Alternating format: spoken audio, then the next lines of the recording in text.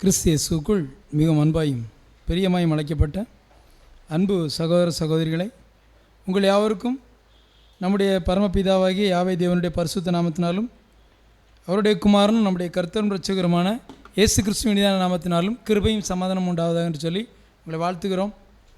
இந்த ஒரு நல்ல நாளிலே தேவனுடைய உன்னத சத்தியங்களை கேட்க, சத்தியத்தின் பாதையில் நடக்க தேவன் நமக்கு கிருபை கொடுத்துருக்காங்க. அவங்களுடைய பரிசுத்தாவை அளவில்லாமல் தந்து ஒவ்வொரு நாளும் தேவனுடைய சத்திய வசனத்திலே நாம் வாழ தேவன் நமக்கு கிருபை கொடுத்த தேவனுக்கு நம்முடைய இரட்சகராகிய இயேசு கிறிஸ்து மூலமாய் ஆயிரம் நன்றிகளை சொல்லிக்கொண்டு, சகோதரர் சொன்னது போல் துன்புறுத்தப்பட்ட ஒருவரின் விசுவாசம்.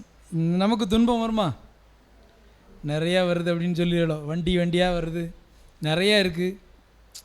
துன்பம் வந்தனாலே ஒரு சில ஸ்ட்ரெஸ்ஸோ, இந்த ஒரு என்ன சொல்லும், ஒரு பயம் வரும். இதிலெல்லாம் இருக்கணுமா அப்படிங்கிற லெவல்லலாம் பேசுவோம். துன்பம் வரும்போது ஏன்டா பிறந்தோம் அப்படின்லாம் கேட்கக்கூடிய சூழ்நிலை வரும். ஏதாவது ஒரு இக்கட்டான சூழ்நிலை துன்பம் வரும்போது கேட்க தோணும். பைபிள்லேயும் ஒருத்தரை ரொம்ப துன்பப்படுத்தியிருக்காங்க. அந்த துன்பப்படுத்தும் போது அவங்க விசுவாசத்தில் உறுதியாக இருந்திருக்கிறாங்க. ரெண்டாவது, உறுதியாக இருக்கும்போது என்ன பண்ணியிருக்காங்கன்னா, தன்னை துன்பப்படுத்தினவங்கள நேசிச்சிருக்கிறாங்க. யாராக இருக்கும்? கெஸ் பண்ண முடியுமா? பாப்போம். எல்லாத்துக்கும் தெரிஞ்ச கேரக்டர் தான். யோசேப்பா? இல்லை, யோசேப்பு இல்லை. அண்ணன் சொன்னவன் யோசேப்பு இல்லை. இன்னும் பார்ப்போம்.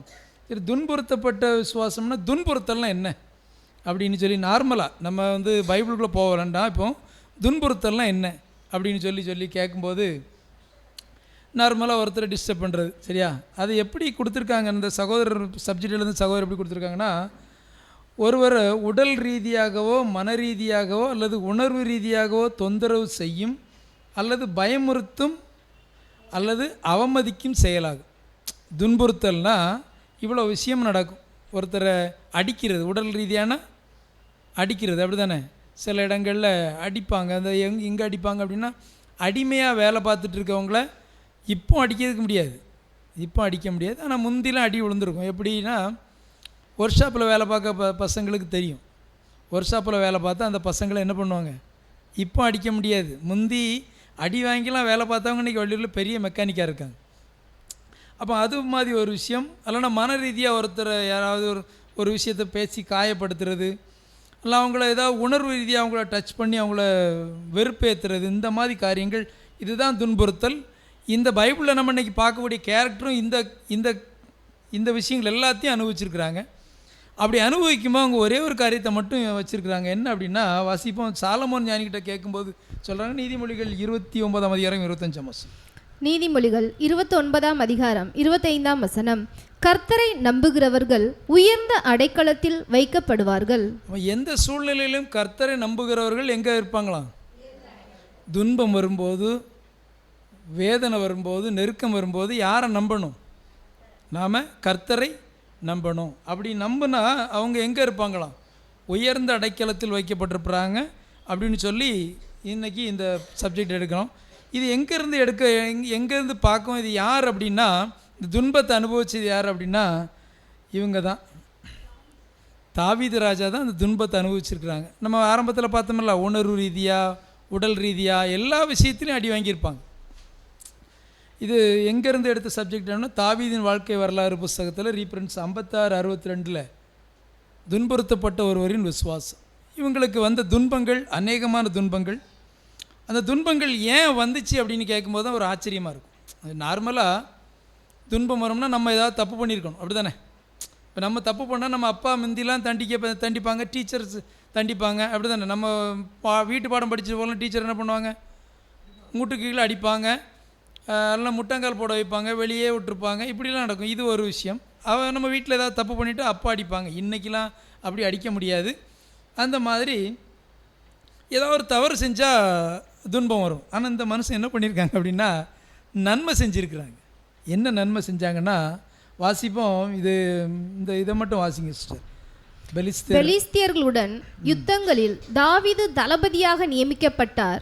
எங்கு சென்றாலும் வெற்றி பெற்றார். இந்த காரியத்தை செஞ்சதுனால அவருக்கு துன்பம் வந்துச்சு.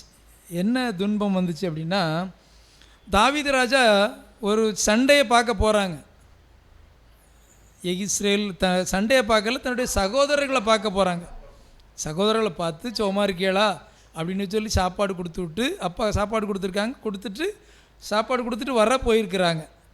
இப்படி போகும்போது திடீர்னு அங்கே சண்டை, எப்படி சண்டையில் தானே சகோதரர்கள் இருந்தாங்க, சண்டை நடக்குது, எப்படி எல்லாருக்கும் ஆசை இருக்கும் அப்படின்னு இவங்க பார்க்க போயிருக்காங்க. பார்க்க போன இடத்துல அந்த எதிரி பேசின வார்த்தை இவங்களுக்கு என்ன பண்ணியிருக்கு, குத்திருக்கு. என்னுடைய தேவனை ஒரு புறஜாதி விருத்த சேதனம் இல்லாத ஒருத்தர் பேசுகிறார் அப்படின்னு சொல்லி கோபத்தில் நான் அவரை கொல்றதேன் அப்படின்னு சொல்லிட்டு அவரை கொன்னுட்டார்.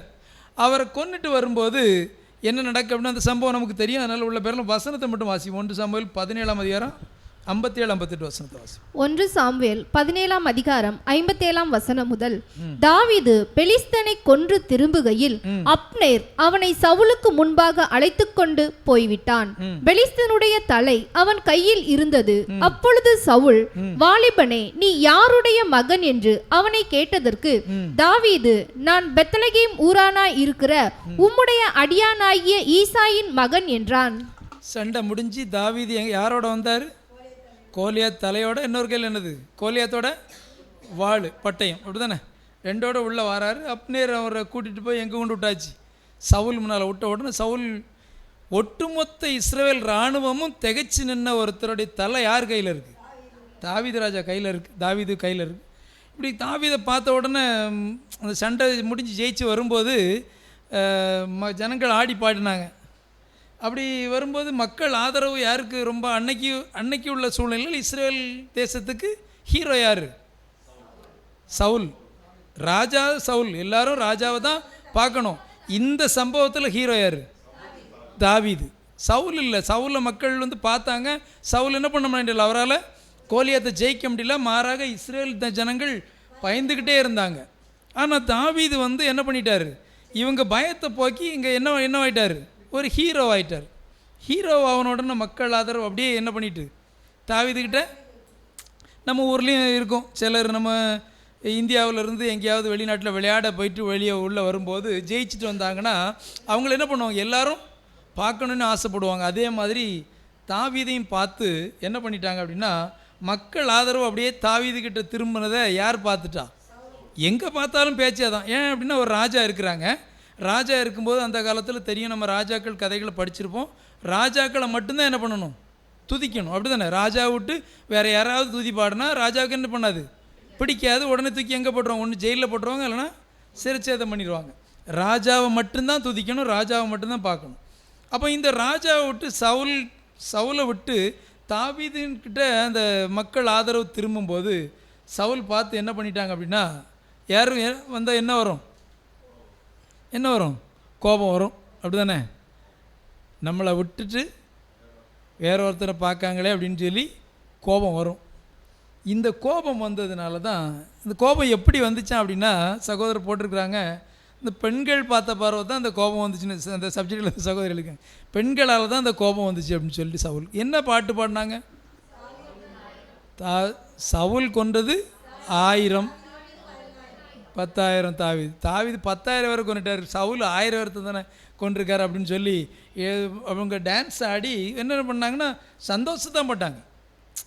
இஸ்ரவேல் தேசம், ஒட்டுமொத்த இஸ்ரவேல் தேசமும் பெலிஸ்தியருக்கு பயந்து அந்த போர் நடக்கக்கூடிய காலத்தில் கோலியாத் நின்று ஆரம்பித்ததுலேருந்து அவ்வளோ நாளும் யார் பயந்துட்டு இருந்தா, நீங்கள் அந்த பேசேஜை உள்ள வாசித்து பார்க்கும்போது சமஸ்த இஸ்ரவேல் எப்படி இருந்துச்சான், பயந்து இருந்தாங்க. தன்னுடைய பயத்தை போக்குனதுனால தாவீதை என்ன பண்ணிட்டாங்க, எல்லாரும் சந்தோஷப்பட்டு தாவீதை எல்லாரும் வாழ்த்திட்டாங்க. வாழ்த்தினதுனால ஜனங்கள் சொல்ல சவுலுக்கு என்ன பண்ணிட்டு கோபம் வந்துகிட்டே இருக்குது. இப்போ தாவீது என்ன பண்ணாங்க, நல்லது பண்ணாங்களா கெட்டது பண்ணாங்களா? நல்லது தான் பண்ணாங்க. ஒட்டுமொத்த உலக இஸ்ரேல் ஜனங்களுடைய பயத்தையும் போக்கிட்டாங்க தாவீது. அதனால் ஜனங்கள் சந்தோஷப்பட்டதுனால சவுலுக்கு என்ன பண்ணிட்டு கோபம் வந்ததுனால வசனத்தை வாசிப்போம். 1 சாமுவேல் 18ஆம் அதிகாரம் 6ஆம் வசனம். 1 சாமுவேல் 18ஆம் அதிகாரம் 6ஆம் வசனம் முதல். தாவீது பெலிஸ்தனை கொன்று திரும்பி வந்த பின்பு ஜனங்கள் திரும்ப வரும்போது ஸ்திரீகள் இஸ்ரவேலின் சகல பட்டணங்களிலும் இருந்து ஆடல் பாடலுடன் புறப்பட்டு மேளங்களோடும் கீத வாத்தியங்களோடும் சந்தோஷமாய் ராஜாவாகிய சவுலுக்கு எதிர்கொண்டு வந்தார்கள். அந்த ஸ்திரீகள் ஆடி பாடுகையில் சவுல் கொன்றது 1000, தாவீது கொன்றது 10,000 என்று முறைமுறையாக பாடினார்கள். சவுல் கொண்டது 1000, தாவீது கொண்ட 10,000 சொல்லி பாடும்போது அன்னையிலேருந்து சவுல் தாவீது எப்படி பார்த்தாங்களா அப்படின்னா, பொறாமை என்ன பண்ணிட்டு, முதல்ல என்ன வந்துச்சு, கோபம் வந்துச்சு. அந்த கோபம் மூர்க்கமாக என்ன வந்திருக்கு, பொறாமை வந்திருக்கு. பொறாமை சவுலின் இருதயத்தை அப்படியே ஆக்கிரமிச்சு அடுத்த டார்கெட் என்ன அப்படின்னா, தாவீதை அழிக்கிறது தான் என்னது அவருடைய டார்கெட். ஏன் முதல்ல அந்த தலையோட வாளோட போய் நிற்கும்போது அவரை வரவேற்ற சவுல் இப்போ என்ன பண்ணுறாங்க அப்படின்னா, ஜனங்கள் அவங்கள உயர்த்தும் போது என்ன வருது, பொறாமை, கோபம் வருது. இது எப்படி வந்துச்சு அப்படின்னா, அந்த ஒரு வசனத்துலேயும் குறிப்பிட்டிருக்காங்க. வசனம் வாசிப்போம். 1 சாமுவேல் 18ஆம் அதிகாரம் 8-9 வசனம். 1 சாமுவேல் 18ஆம் அதிகாரம் 8ஆம் வசனம் முதல். அந்த வார்த்தை சவுலுக்கு விசனமாய் இருந்தது. அவன் மிகுந்த எரிச்சல் அடைந்து, தாவீதுக்கு 10,000 எனக்கோ 1000 கொடுத்தார்கள், இன்னும் ராஜாங்க மாத்திரம் அவனுக்கு குறைவாய் இருக்கிறது என்று சொல்லி அந்நாள் முதற்கொண்டு சவுல் தாவீதை காய் மகாரமாய் பார்த்தான். காய் மகாரமாய் பார்த்தான் என்னது, திருவிலியம் பைபிளில் வாசிக்கும்போது ஈஸியாக இருக்கும். பொறாமையோடு ஒரு என்னது, பொறாமைன்னு தான் கொடுத்துருக்கு திருவிலியத்தில். பொறாமையோடு பார்த்தார் காய். அது நமக்கு இது என்னென்னா சமஸ்கிருத வேர்டில் அந்த மாதிரி இருக்குது. அப்போ ஒரு எரிச்சல், கோபம் யார் மேலே வந்துட்டுனா தாவீது மேலே திரும்பிட்டு. காரணம் என்ன, தாவீது ஒரு மிகப்பெரிய ஒரு வெற்றியை பெற்றிருக்காங்க. அந்த வெற்றியை பெற்ற தாவீது ராஜாவை ஜனங்கள் கொண்டாடும் போது சவுலுக்கு என்ன பண்ணுறது, கோபம் வருது. கோபம் சவுல் தாவீது என்ன பண்ணுறாங்க, கொலை பண்ணக்கூடிய லெவலில் வந்துட்டாங்கன்னு சொல்லி பார்க்குறோம். சவுலின் தந்திரங்கள் தாவீதை என்ன பண்ணிட்டு அடுத்தால எப்படியாவது நேரடியாக என்ன பண்ண முடியாது, அட்டாக் பண்ண முடியாது. ஆனாலும் பண்ணலாம், அவருக்கு உரிமை இருக்குது. பண்ணினார், அதில் தப்புனால ஒரு தந்திரமும் போட்டாங்க. அப்படிதானே, ஒரு தந்திரம் போட்டாங்க. சவுலின் தந்திரங்கள் தாவீதை கொலை எப்படிலாம் கொலை செய்ய தோணுச்சுன்னா, ஈட்டி வச்சு என்ன 2 திருப்பு ஈட்டியை வச்சு எரிஞ்சு செவுத்தில் கொன்னுடலான்னு பார்த்தாங்க. அடுத்தால என்ன நடந்துச்சு அப்படின்னா, ஒரு ஆபத்தான நிபந்தனை வச்சாங்க. ஆமாம், அடுத்தால மகளை கட்டித்தாரன்னு ஒரு வாக்குறுதி, கடைசியாக கொலை கட்டளை. 4 விதத்தில் நெருக்கம் வருது, துன்பம் வருது. இந்த 4 துன்பத்துலேயும் தாவீது ராஜா என்ன பண்ணுவாங்க அப்படின்னா, தன்னை பாதுகாத்துட்டு ஓடுவாங்களே தவிர தன்னை துன்பப்படுத்தினவங்கள என்ன பண்ண மாட்டாங்க, பேசவே மாட்டாங்க. துன்பப்படுத்தினவங்கள எதிர்க்கவே மாட்டாங்க. அதுதான் அந்த அவங்களுடைய கேரக்டர், தாவீது ராஜாவோட கேரக்டர். இந்த கேரக்டர் இருக்கிறதுனால தான் பிதாவாகி தேவனுக்கும் தாவீது ராஜாவுக்கும் ஒரு ஒப்புமையாக பைபிள் சொல்லுது. அன்புக்குரிய சகோதரர்களே, ஏன் எப்படி ஒப்புமையாக சொல்லுதுன்னா, தாவீது என் இருதயத்துக்கு ஏற்ற மனுஷனாக இருந்தார். தான் வேறு யாருக்கும் அது இருக்கா, வேறு யாருக்கும் பைபிளில் அந்த வார்த்தை தேவன் என்ன பண்ணலை, வேறு யாரையும் அப்படி என் இருதயத்துக்கு ஏற்றோன்னு வேறு யாரும் சொல்லலை. ஏசு கிறிஸ்து அது அது அவங்க 2 பேரும் அப்பா மகன், அது கம்பேர் பண்ண வேண்டாம். ஒரு மனிதரை தேவன் தன்னுடைய இருதயத்துக்கு ஏற்றவனாக கண்டேன் அப்படின்னா, இந்த மாதிரி சூழ்நிலைகள் வரும்போது தாவீது என்ன பண்ணலை, தன்னுடைய எதிரியே என்ன பண்ணலை, எதிரியை எதிர்த்து பேசலை, அடிக்க வரலை, ஒன்றும் பண்ணலை. நம்ம தேவனை துன்பப்படுத்துகிறோமா, படுத்துகிறோம். அப்படி தானே, தேவனுக்கு பிரியமில்லாத காரியங்களை செய்யும்போது தேவனை என்ன பண்ணுறோம், துன்பப்படுத்துகிறோம். என் பிள்ளை என்னை விட்டு வேறு மாதிரி போகிறானே, தேவன் எனக்கு பிரியமில்லாத வேலை செய்கிறானே அப்படிங்கும்போது தேவன் என்ன பண்ணிட்டாங்க அப்படின்னா, கொஞ்சம் மனசு என்ன பண்ணாங்க, கஷ்டப்படுவாங்க. இதே மாதிரி தான் தாவீது எந்த சூழ்நிலையிலையும் சவுல்கிட்ட தன்னை எதிர்த்து ஒரு எதிர்ப்பு கூட காமிக்கலன்னு தானே சகோதரர் எழுதியிருக்காங்க சப்ஜெக்ட் எழுதும்போது. அன்புக்குரிய சகோதரர்களே, அப்போ துன்பம் வரும்போது, நெருக்கம் வரும்போது என்ன பண்ணாங்க அப்படின்னா, ஒரு விசுவாசத்தை, தேவன் மேலே விசுவாசத்தை காத்துக்கிட்டாங்க. என்ன காரணம் அப்படின்னா, தாவீதின் அபிஷேகம் அவரை என்ன பண்ணிட்டு வழி நடத்திட்டு வந்துச்சு. தாவீதின் அபிஷேகம் தான் வழி நடத்துச்சு. அப்படி அந்த அபிஷேகம் வழி நடத்தும் போது எதையும் ஃபேஸ் பண்ணுறதுக்கு ஒரு சந்தோஷமாக, அதை ஒரு துன்பம் வந்தாலும் சந்தோஷமாக ஏற்றுக்கிடுறதுக்கு தாவீதுங்க ஏற்றுக்கிட்டாங்க. அது நம்ம இப்போ என்ன எடுத்துக்கிடணும் அப்படின்னா, நமக்கு என்ன துன்பம் வந்தாலும் அதை என்ன பண்ணிடணும், சந்தோஷமாக ஏற்றுக்கிடணும், எதையும் யாரையும் எதிர்க்கக்கூடாது. அப்படி தான் நமக்கு இன்றைக்கி பார்க்க போகிறோம். சரி, தாவீது எப்படிலாம் தப்பிச்சார் அப்படின்னா, 2 முறை ஈட்டி எறியும் போது சவுல் 2 தடவை எறியும் போதும் தப்பிச்சிட்டாங்க. வசனத்தை வாசிப்போம். 1 சாமுவேல் 18ஆம் அதிகாரம் 10-11 வசனத்தை வாசிப்போம். 1 சாமுவேல் 18ஆம் அதிகாரம் 10ஆம் வசனம் முதல். மறுநாளிலே தேவனால் விடப்பட்ட பொல்லாத ஆவி சவுலின் மேல் இறங்கிற்று. அவன் வீட்டிற்குள்ளே தீர்க்க தரிசனம் சொல்லிக் கொண்டிருந்தான். அப்பொழுது தாவீது தினம்தோறும் செய்கிறபடி தன் கையினால் சுரமண்டலத்தை வாசித்துக் கொண்டிருந்தான். சவுலின் கையிலே ஈட்டி இருந்தது. அப்பொழுது சவுல் தாவீதை சுவரோடே சேர்த்து உருவ குத்தி போடுவேன் என்று ஈட்டியை அவன் மேல் எறிந்தான். ஆனாலும் தாவீது விலகி 2 தரம் அவனுக்கு தப்பினான். 2 திருப்பு சுவரோடு வச்சு கொன்னுறணும் அப்படின்னு சொல்லி சவுல் தாவீதை பார்த்து எரிஞ்சாங்க. தாவீது அந்த 2 நேரமும் என்ன பண்ணிட்டாங்க? தப்பிச்சிட்டாங்க. தப்பிச்சாலும் ஒரு சின்ன விஷயத்தை திங்க் பண்ணி பாருங்களாம். சவுலும் தாவீதும் இருக்கிறாங்க. சவுல் எரிதாங்க. திருப்பி தாவீது சவுலை கொல்றதுக்கு எவ்வளோ நேரம் ஆகும்? ஈஸி. ஏன்னா வேறு ஆட்கள் இருக்காது. சவுல் ராஜாவுக்கு வீணை வாசிக்கும் போது, ராஜாக்கள் காலத்தில் நீங்கள் நம்ம அந்த பைபிள் உள்ள பின்னால் ராஜாக்கள் கதைகளை பார்க்கும்போது, விஷயங்களை பார்க்கும்போது என்ன நடக்கும்னா, ராஜாக்கள் என்ன விரும்பினாலும் அவங்களுக்கு முன்னால் கொடுத்துடணும், முன்னால் போயிடணும். அந்த மாதிரி தாவீதும் சவுலும் மட்டும்தான் அங்கே இருந்திருக்கலாம். இருக்கும்போது ஒரு நிமிஷத்தில் என்ன பண்ணியிருக்கலாம்? அப்பேற்பட்ட கோலியாத்தையே அடித்து நொறுக்குன தாவீது சவுலை ரொம்ப நேரம் ஆகுது. ஆனாலும் அவங்க நம்ம அந்த அதிகாரங்களை ஃபுல்லாக 1 சாமுவேலில் அவங்க சவுல் தாவீதை துன்புறுத்தும் போது அதை வாசிக்கும்போது கர்த்தர் அபிஷேகம் பண்ண மனுஷன்னு அடிக்கடி தாவீது சொல்லுவாங்க. அவங்க மேலே என்ன பண்ணக்கூடாது? கை போடக்கூடாது. அதை தான் அந்த துன்பம் வரும்போதும் என்ன பண்ணிட்டாங்க அப்படின்னா, அவங்களுக்கு விலகி ஓடிட்டாங்க. ஓடினதுனால தப்பிக்கிட்டாங்க. இது முதல் அட்டம்ப்டில் முடிச்சு. 2வது ஒரு வாக்குறுதி என்ன வந்துச்சு அப்படின்னா, மகளை கட்டி தாரேன் அப்படின்னு சொல்லிட்டு அது இந்த வசனத்தை வாசிப்போம். அதுக்கு மாதிரி பார்த்துக்கணும். வசனத்தை வாசிப்போம். 1 சாமுவேல் 18ஆம் அதிகாரம் 17ஆம் வசனம். என் கை அல்ல, பெலிஸ்தேரின் கையே அவன் மேல் விழட்டும் என்று சவுல் நினைத்து கொண்டு, நான் கொன்னுறலான்னு நினச்சேன், தப்பிட்டாரு. இனிமே யாரு கொல்லணும்? பெலிஸ்தர்ட்ட மாட்டிடுவோம், பெலிஸ்தர்ட்ட மாட்டுறதுக்காக அப்படின்னு சொல்லி நினைத்துட்டு வாசிங்க. இதோ என் மூத்த குமாரத்தியாகிய மேராவை உனக்கு மனைவியாக கொடுப்பேன். நீ எனக்கு நல்ல சேவகனாய் மாத்திரம் இருந்து கர்த்தருடைய யுத்தங்களை நடத்து என்றான். யுத்தத்துக்கு தளபதியாக நியமிச்சுட்டு நீ போய் சண்டை போட்டு ஜெயிச்சுட்டு வந்தேன்னா என்ன நடக்கும்? நான் என் மகளை உனக்கு தாரேன் அப்படின்னு சொல்லிட்டு ஒரு வாக்குறுதி கொடுத்துட்டு, தாவீது இந்த வாக்குறுதிக்கெல்லாம் என்ன எப்படிப்பட்ட ஆள் இல்லை, பயங்கர ஆள் இல்லை.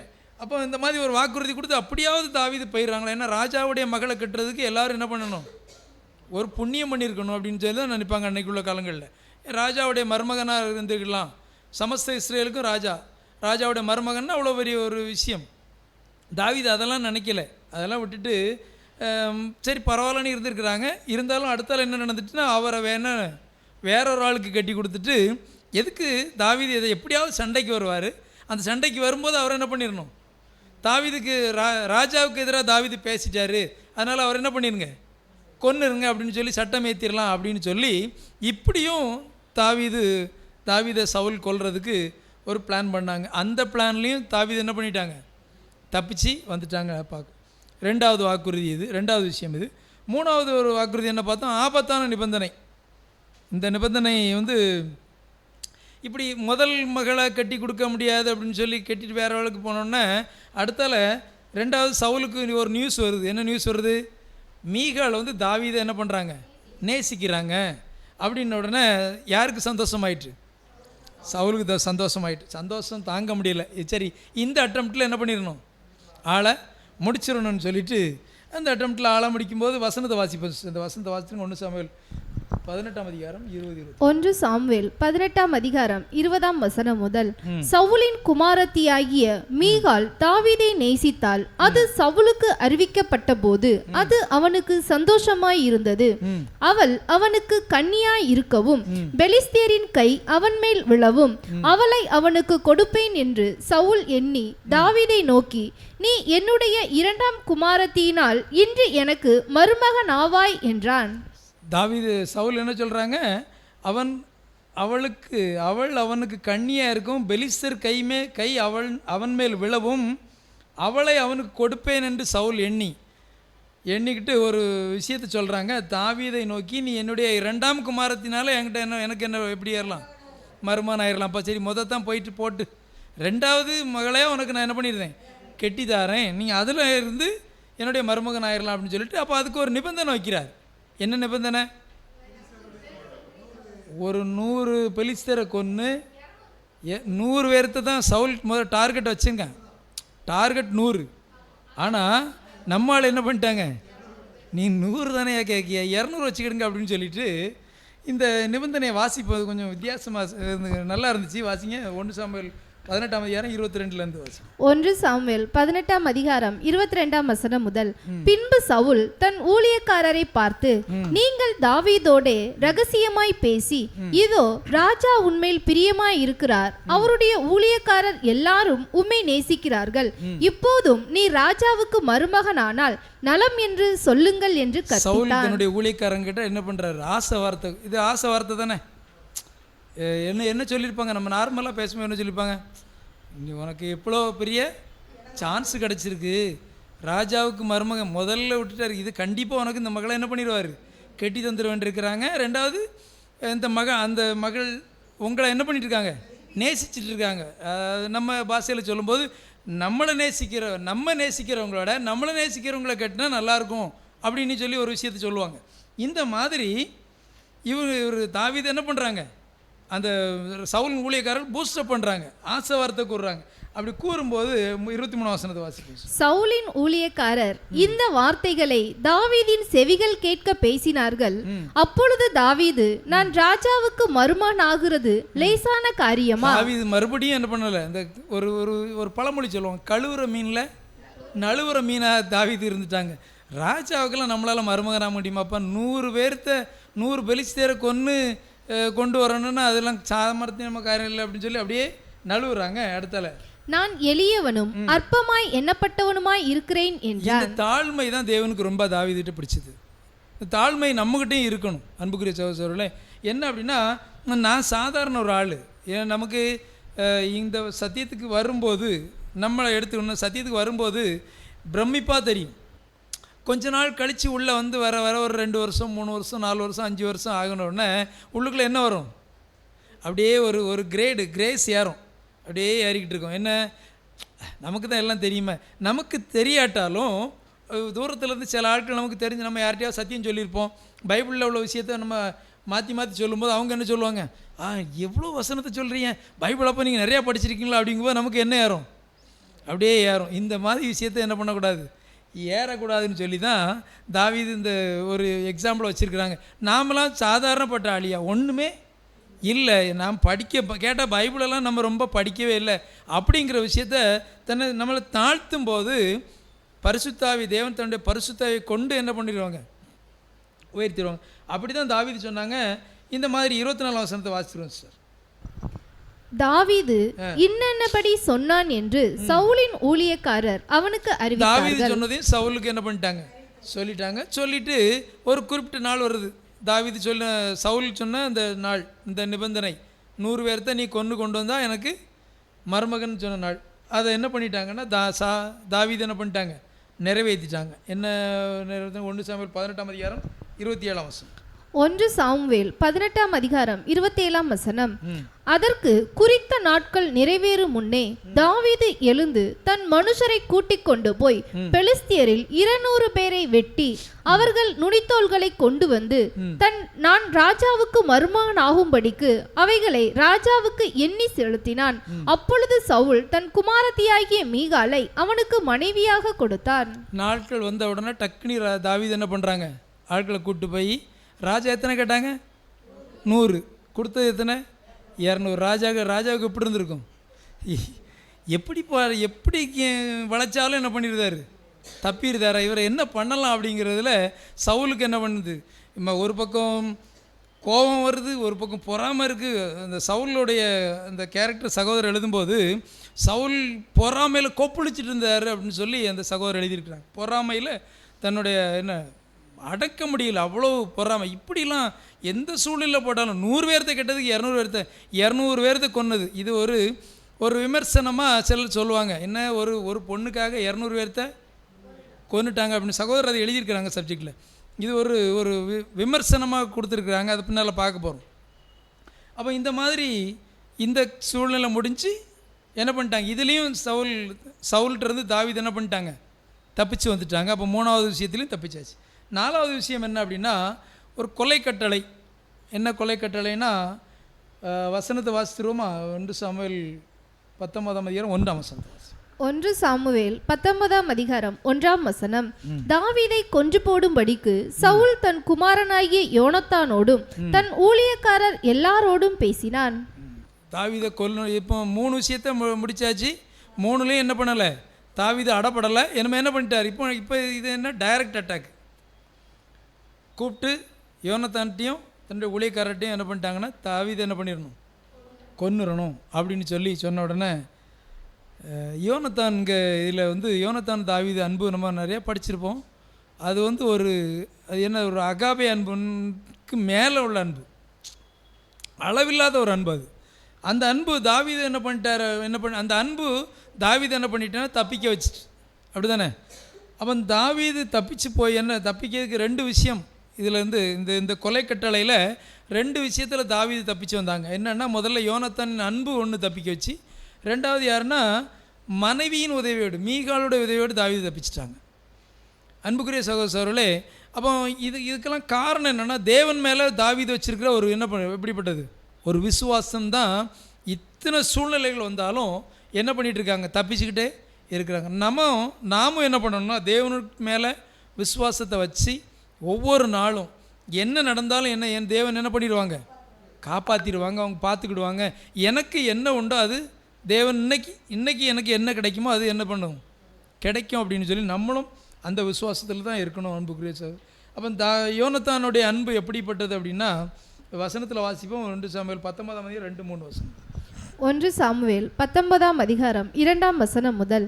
சவுலின் குமாரனாகிய யோனத்தானோ தாவீதின் மேல் மிகவும் பிரியமாயிருந்தான். அதனால் யோனத்தான் தாவீதுக்கு அதை அறிவித்து, என் தகப்பனாகிய சவுல் உம்மை கொன்று போட வகை தேடுகிறார். இப்போதும் நாளை காலமே நீர் எச்சரிக்கையாய் இருந்து மறைவான இடத்தில் ஒளிந்து கொண்டிரும். நான் புறப்பட்டு வந்து நீர் வெளியில் இருக்கும் இடத்தில் என் தகப்பன் பக்கத்திலே நின்று உமக்காக என் தகப்பனோடே பேசி நடக்கும் காரியத்தை கண்டு உமக்கு அறிவிப்பேன் என்றான். யோனத்தான் சொல்கிறாங்க தாவீதை பார்த்து, உங்களை கொல்றதுக்கு சொல்லியிருக்காங்க ராஜா, அதனால் நீங்கள் என்ன பண்ணுங்க, கொஞ்சம் ஒளிஞ்சிருந்துக்கிடுங்க. ஒளிஞ்சிருந்து நான் எங்கள் அப்பாட்ட நான் என்ன பண்ணுறேன், உங்களுக்காக பேசிட்டு நான் அவங்க சொன்ன பிறகு நீங்கள் என்ன பண்ணுங்க, வாங்க அப்படின்னு சொல்லி தாவீதின் மேலே உள்ள வச்ச ஒரு அதீதமான அன்புனால யோனத்தான் அதை சொல்கிறாங்க. தாவீதும் தன்னுடைய சிநேகிதன் சொன்ன விஷயத்தை கேட்டு அப்படியே என்ன பண்ணுறாங்க, ஒழிச்சிருக்காங்க. தாவீதுக்காக சவுல்கிட்ட யோனத்தான் என்ன பண்ணுறாங்க, விண்ணப்பம் பண்ணுறாங்க. அந்த வசனத்தை வாசிப்போம். 1 சாமுவேல் 19ஆம் அதிகாரம் 4ஆம் வசனம் முதல். அப்படியே யோனத்தான் தன் தகப்பனாகிய சவுலோடே தாவீதுக்காக நலமாய் பேசி, ராஜா தம்முடைய அடியானாகிய தாவீதுக்கு விரோதமாய் பாவம் செய்யாதிருப்பாராக. அவன் உமக்கு விரோதமாக பாவம் செய்யவில்லை. அவன் செய்கைகள் உமக்கு மெத்த உபயோகமாய் இருக்கிறதே. அவன் தன் பிராணனை தன் கையிலே வைத்துக்கொண்டு அந்த பெலிஸ்தியனை கொன்றதினாலே கர்த்தர் இஸ்ரவேலுக்கெல்லாம் பெரிய ரட்சிப்பை கட்டளையிட்டதை நீர் கண்டு சந்தோஷப்பட்டீரே. இப்போதும் முகாந்திரமில்லாமல் தாவீதை கொல்லுகிறதினால் குற்றமில்லாத இரத்தத்திற்கு விரோதமாக நீர் பாவம் செய்வானேன் என்றான். அன்புக்குரிய சகோதரர்களே, ரொம்ப ரெக்யூஸ் பண்ணி பேசுகிறாங்க தன் அப்பாக்கிட்ட. எப்படி பேசுகிறாங்க அப்படின்னா, ஏன் அந்த மனுஷனை நீங்கள் கொல்றதுக்கு அலைகிறீங்க? பெலிஸ்தனை கொல்லும்போது அந்த 5ஆம் வசனத்தில் தன் பிராணனை கையில் வைத்து கொண்டு அந்த பெலிஸ்தனை கொண்டதுனால, சாதாரணமாக அந்த பெலிஸ்தன்கிட்ட என்ன பண்ண முடியல, யாராலையும் போக முடியல. அப்படிப்பட்ட பெலிஸ்தன்கிட்ட தன்னோட உயிரையும் பொருட்படுத்தி நமக்காக என்ன பண்ணிட்டான், அந்த பெலிஸ்தனை கொன்னுட்டாரு. அந்த பெலிஸ்தனை கொன்று நம்மளை ரட்சித்து நமக்கு ஒரு ரட்சிப்பை கட்டளையிட்டதை நீங்கள் பார்த்து சந்தோஷப்பட்டீங்களா? இப்போ ஏன் நீங்கள் அவரை முகாந்திரம் இல்லாமல் கொல்ல போகிறீங்க அப்படின்னு சொல்லி பேசும்போது சொல்லிவிட்டு என்ன சொல்கிறாங்க, குற்றமில்லாத ரத்தத்துக்கு விரோதமாக நீங்கள் ஏன் அவரை கொன்று அவர் ரத்த பலியை நீங்கள் ஏன் வாங்குறீங்க அப்படின்னு சொல்லும்போது சவுல் என்ன பண்ணிடுவாங்கன்னா, அந்த நேரத்தில் மனம் இறங்கிடுவாங்க. சரிப்பா நான் இனிமேல் என்ன பண்ண மாட்டேன், அவரை கொல்ல மாட்டேன் அப்படின்னு சொன்ன உடனே இது வந்துடும். இந்த யோனத்தான் அன்பு எப்படிப்பட்டதுன்னு சகோதரர் எழுதியிருக்கிறாங்க. எப்படி அப்படின்னா, தாவீது ராஜா அரசராக ஆனால் யோனத்தானுக்கு தான் இழப்பு. சரிதானே? சவுலுக்கு அடுத்தால யார் ராஜா வரணும்? யோனத்தான் தான் வரணும். தாவீது ராஜாவானா யோனத்தானுக்கு என்ன பண்ணுது? ஒரு பெரிய இழப்பு. ஆனாலும் அவங்க தன்னுடைய சகோதர தத்துவத்தில் உண்மையான ஆவியை கொண்டு தன்னுடைய சிநேகிதனை நேசிச்சிருக்கிறாங்க. ஒன்று. ரெண்டாவது, சவுல்கிட்ட சொல்லும்போது ஒரு விஷயத்த சொல்கிறாங்க, நினச்சிருந்தா என்னன்னாலும் செஞ்சுருக்கலாம். யோனத்தான் நினச்சிருந்தா தாவீதை எப்படினாலும் கொண்டு இருக்கலாம். ஆனால் என்ன சொல்கிறாங்கன்னா, தாவீது உங்களுக்கு ஒரு விதமாக பாவம் செய்யலை, அவங்க செயல்கள் மிகவும் உமக்கு தான் மிகவும் பெரிய உபயோகமாக இருக்குது. என்ன அப்படின்னா, தாவீது பெலிஸ்தனை கொன்னதுலேருந்து பெலிஸ்தர்கள் என்ன பண்ணலை? இஸ்ரேலுக்கு இது எதிராக வரவே இல்லை.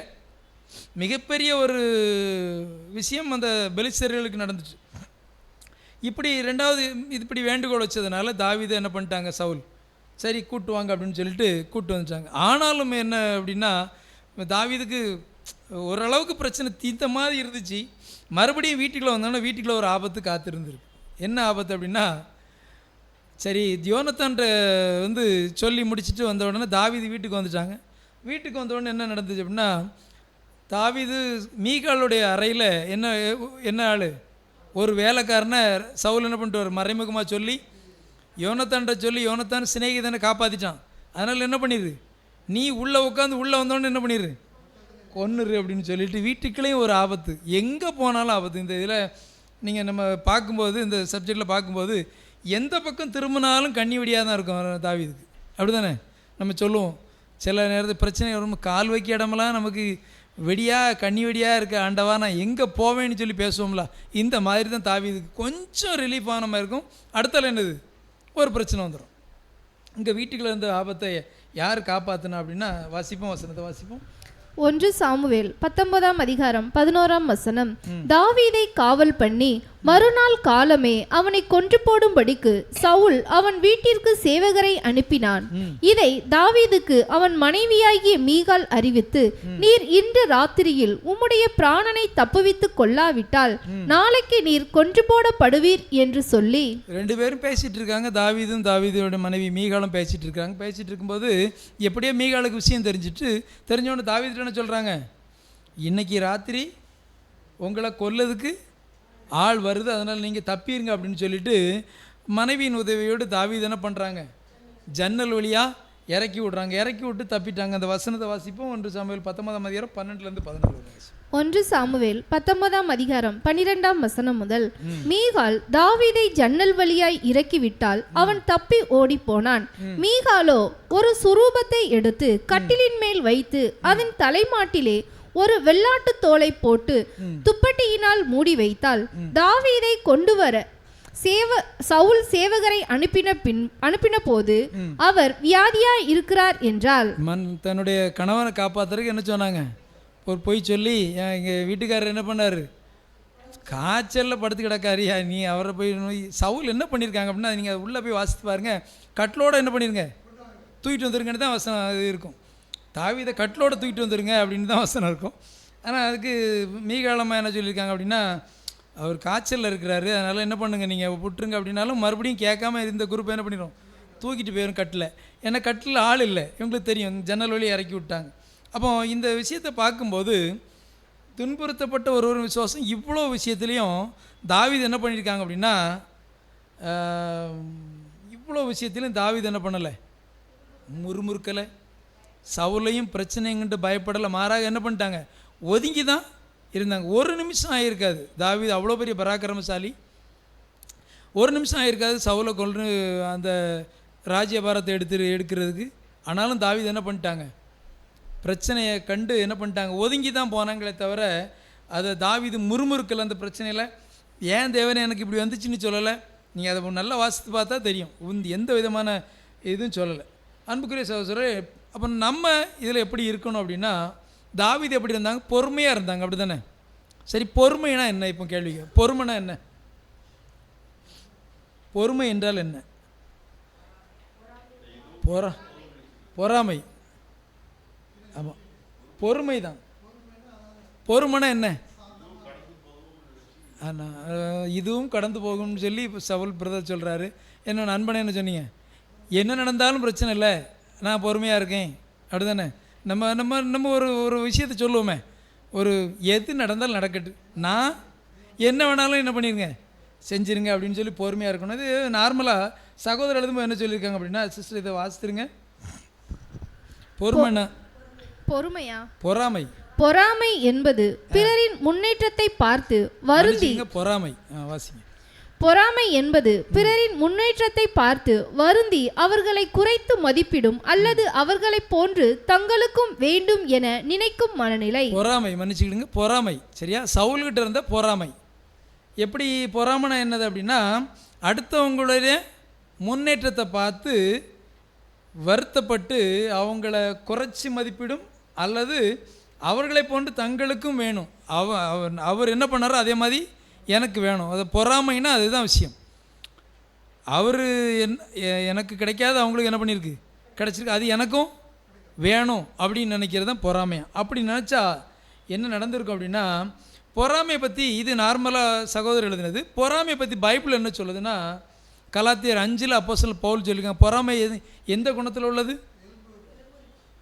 பொறாமை எலும்பிற்கு. பவுல் என்ன சொல்லியிருக்காங்க அப்படின்னா, மாம்சத்தின் கிரியைகள்னு ஒரு இருக்கா, கலாத்தியர் 5ஆம் அதிகாரம் 9ஆம் வசனத்திலேருந்து நம்ம வாசிக்கும்போது ஒரு 17 காரியங்கள் இருக்குல்ல. அது என்னது? முதல்ல மாம்சத்தின் கிரியைகள், அதில் தான் உபச்சாரம், வேசித்தனம் எல்லாம் வரும். இதில் ஒன்று என்னது? பொறாமை. இப்போ மாம்சத்தின் கிரியை பொறாமை.